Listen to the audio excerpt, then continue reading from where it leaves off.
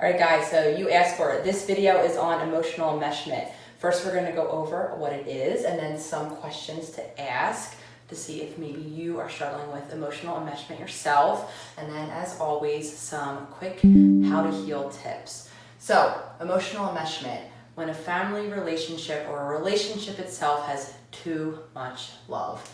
I wrote that for a reason because I think a lot of times we get confused because we think caring about another person is a loving, considerate thing to do. And while that is the case, absolutely, I consider myself a considerate human being and I care about others. There's a limit and there is an area where the boundaries between my emotions and someone else gets a bit too blurred, and it really does have some negative consequences. So, emotional enmeshment, essentially what this is when the emotions of one person in a relationship or in a family unit affect the whole emotional climate of everyone else. So, if mom is having a bad day, before you know it, the whole family is bearing the emotion of mom's bad day. This could happen in two-person relationships as well, where if a partner comes home, is having a stressful time at work, before you know it, the other partner is starting to weather those same emotions. Another sign of emotional enmeshment is sometimes when there's no privacy, when everything is aired. Every small emotional event of one person, again, in a two-person relationship or in a family dynamic, is talked about very openly. And again, this sometimes really does connect to that first piece too, where now we're all feeling about that one event because all emotions are really aired for everyone publicly. Another sign, essentially, of emotional enmeshment is the tendency then, and these are all really interconnected, to begin to look outside of ourselves for validation, for decisions. So again, this looks like in a two-person relationship, always checking in with our partner, or again in a family, always bouncing decisions, as small as where should I go or what should we eat for dinner, to as big as what are my career directions in life. And the same thing, checking in with everyone to get that validation so that I can feel secure that I'm making the right decision. So if you guys are listening and you're questioning, am I struggling with this? Or maybe some of that sounded similar.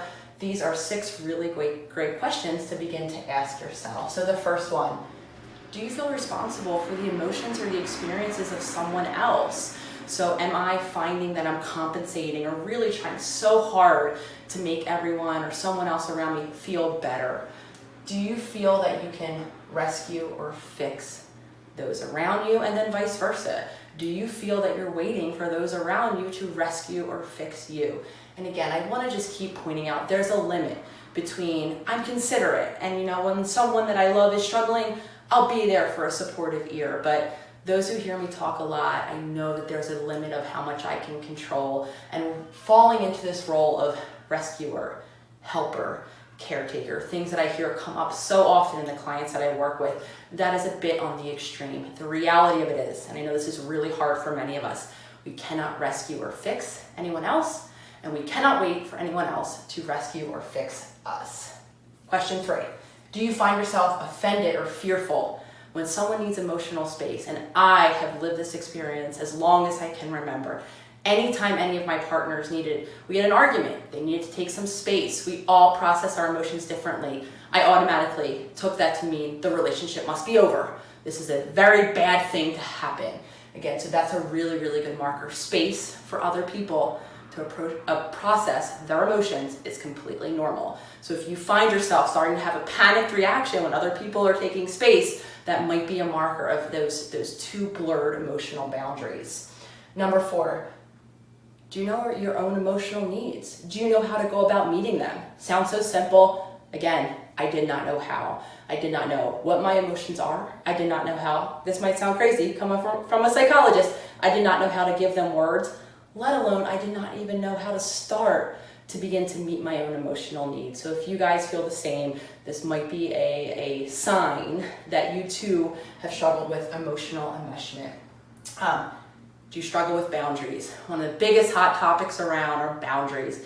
Similarly, if you find yourself having a hard time putting limits up, it's all a boundary is, limits in relationships. If you're struggling to define those, again, that connects to number 4. If you're struggling to put them up, to enact them, as I say, or to maintain them, the feel-bads on the other side of boundaries, chances are you've struggled yourself with some version of emotional enmeshment.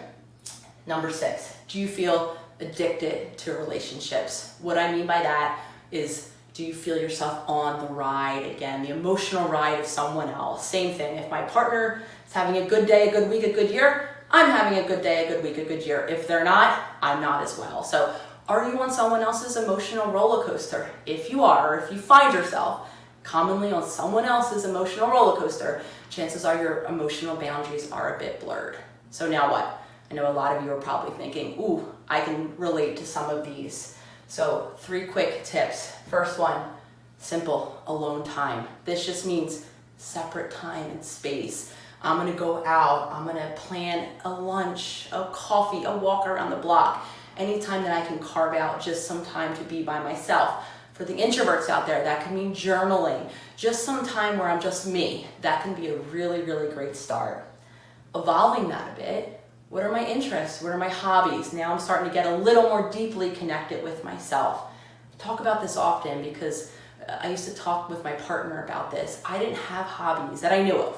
I didn't have interests when I first met her, and I thought maybe it was just something, I just was someone who didn't know, or I wasn't the person who got gifted with hobbies or interests. I assure you, we all have hobbies and interests. So for some of us, it's just reconnecting.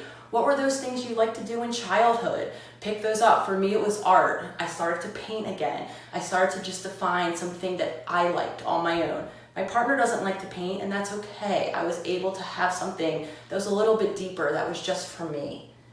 And then the infamous boundaries. So really, if you're struggling with emotional enmeshment, chances are that in your relationships, you're probably having a hard time defining boundaries, enacting boundaries, and maintaining boundaries. Those are the 3 steps of boundaries.